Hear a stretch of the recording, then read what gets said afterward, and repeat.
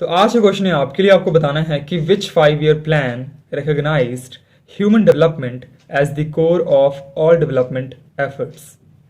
5 year plans, जैसा कि आपको पता होगा कि 1951 जब से हम एक तरीके से कह सकते हैं हमने कॉन्स्टिट्यूशन अडॉप्ट किया, तभी से जो गवर्नमेंट थी उसके अंदर एक तरीके से ये बात आ गई कि अगर हमने अपनी इकोनॉमी को डेवलप करना है तो कोई ना कोई एक तरीके से प्लान बनाना पड़ेगा कि किस प्लान के तहत हम ये टारगेट को अचीव करेंगे।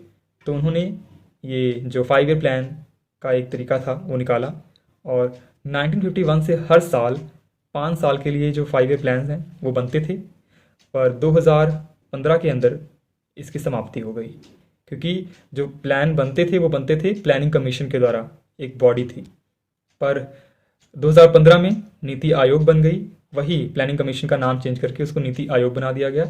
अब उसके टारगेट्स भी डिफरेंट हो गए, ठीक है। अब 5 ईयर प्लान्स नहीं चलते, अब उसके अपने टारगेट्स हैं, स्मॉल टारगेट्स, मीडियम टारगेट्स और लॉन्ग टर्म टारगेट्स, उसके अलग टारगेट्स हैं, ठीक है।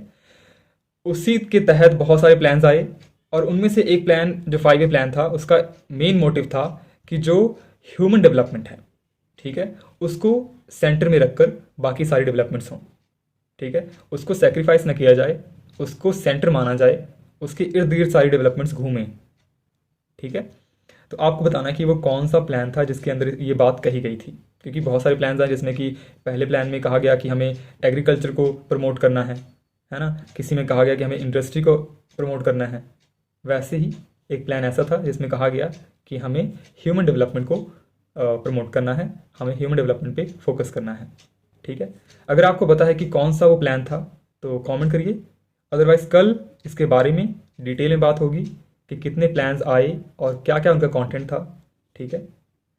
पर अभी के लिए आप मुझे बताइए कि कौन सी डेवलपमेंट या कौन सा प्लान था जिसने ह्यूमन डेवलपमेंट के ऊपर फोकस किया, ठीक है। अगर आपको आंसर पता है तो कमेंट करिए, आपको पता है, अभी इसने पढ़ा ही नहीं होगा, तो नहीं तो कल हम इसके डिटेल्ड आंसर के साथ मिलते हैं, ठीक है। बाय।